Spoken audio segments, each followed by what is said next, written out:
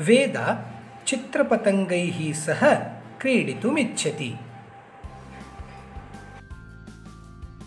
पक्षिभिः सह अपि क्रीडितुम् इच्छति सा। पत्रपोतैः क्रीडितुमपि तस्याः प्रियं कार्यम्।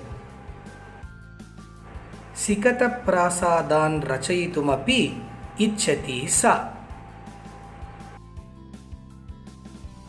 क्रीडादिकं समाप्य यदा सा गृहं प्रत्यागच्छति तदा माता तां वदति,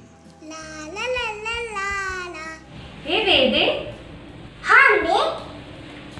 गच्छ, हस्तपादादिकं प्रक्षालय। अहं फेनकं न इच्छामि। एकदा रात्रौ सा स्वप्नं पश्यति। स्वप्ने रोगाणवः ताम् आक्रमन्ते। रोगाणवः ताम् अनुधावन्ति। प्राणरक्षायै धावन्ती सा आक्रोशति, रक्षत मां, रक्षत मां। तावता फेनकमहाराजः बुद्बुदकः कुतश्चित् तत्र प्रत्यक्षः भवति। वेदे अलं भयेन इति सः वदति। रोगाणून् संहरत इति फेनकमहाराजः बुद्बुदसेनाम् आदिशति। बुद्बुदसेना रोगाणून् प्रद्रावयति।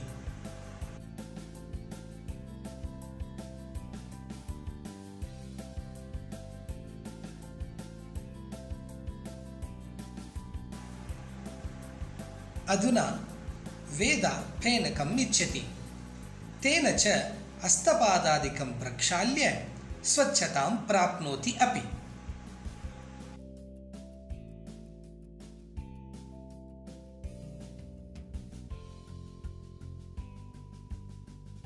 हस्तं क्षालयेत्।